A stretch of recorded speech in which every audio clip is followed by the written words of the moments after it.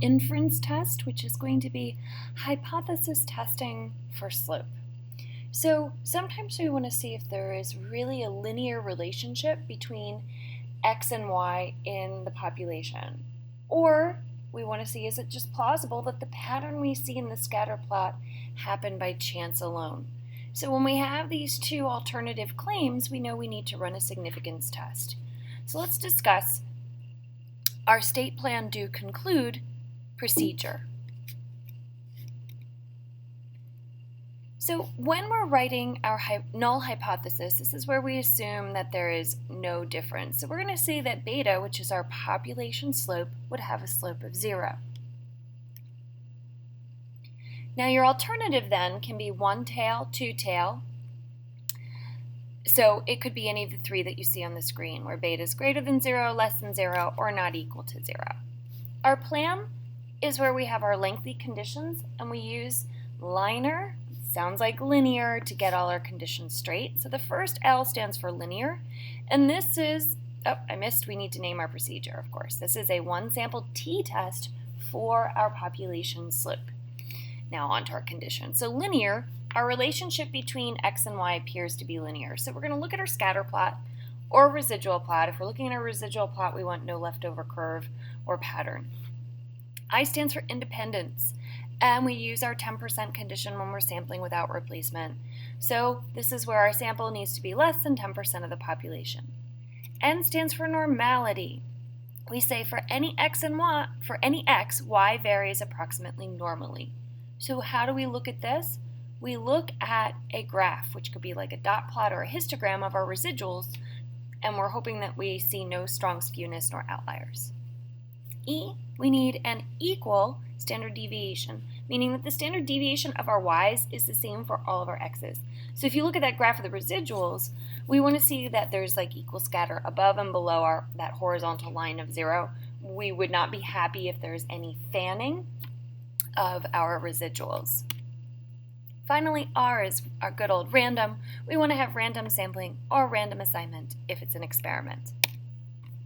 Our do, well, we're going to need our test statistic in order to calculate our p-value. So our test statistic is always going to be your statistic minus your population mean divided by your standard error.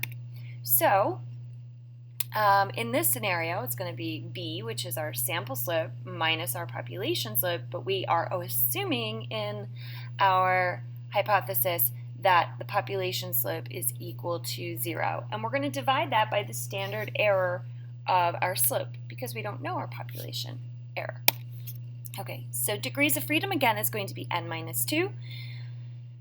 Remember, there are many t distributions, so n minus 2 because we have bivariate quantitative data.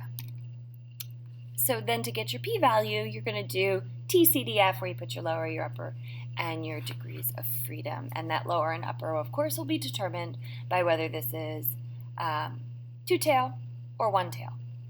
If it's two-tail, you would double your TCDF value. Okay, and then our conclusion is going to be something like, compare your p-value to your alpha. You would say the p-value is either greater than or less than the alpha. Therefore, we either reject or fail to reject our null.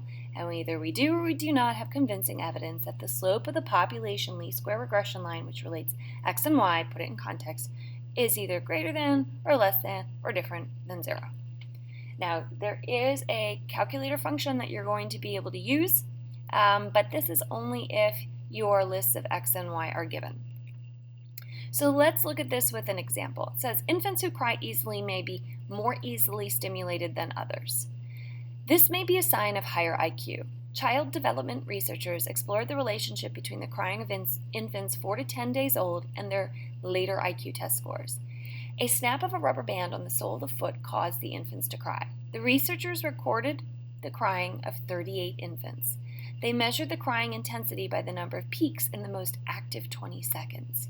They later measured the child's IQ at age 3 using the Stanford Binet IQ test. Here's an computer output from the least squares regression analysis of these data. Do these data provide convincing evidence at the alpha equals 0.05 level of a positive linear relationship between count of crying peaks and IQ in the population of infants? assume conditions have been met. So we're seeing, is there a positive association, meaning that we tend to see, not that one causes the other, but do we tend to see that as the count of crying peaks increase, this is indicating that higher IQ in our infants.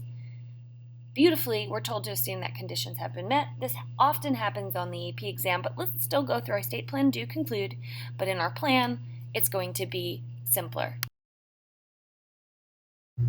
So let's begin by stating our null and alternative. So my null is going to be a statement of no difference.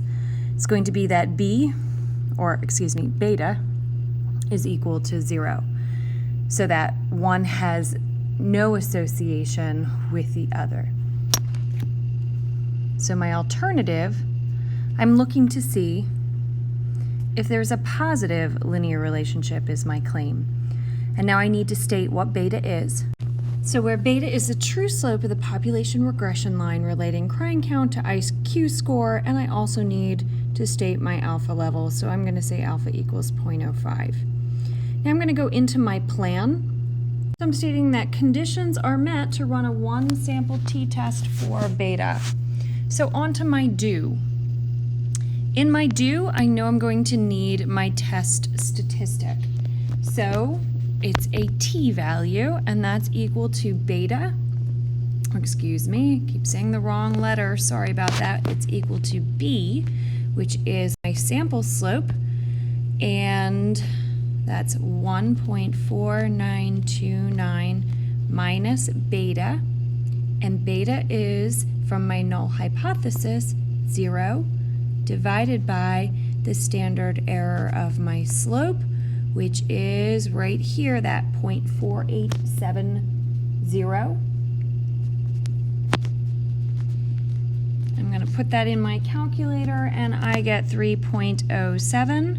And now I want you to look back at our mini tab output, and I'm hoping you see this right here. So notice up here it's t, and that corresponds here with our slope value. So that's helping us recognize that our test statistic is 3.07. So I'm going to find my p-value now. So my p-value is going to be equal to TCDF, with my lower being 3.07.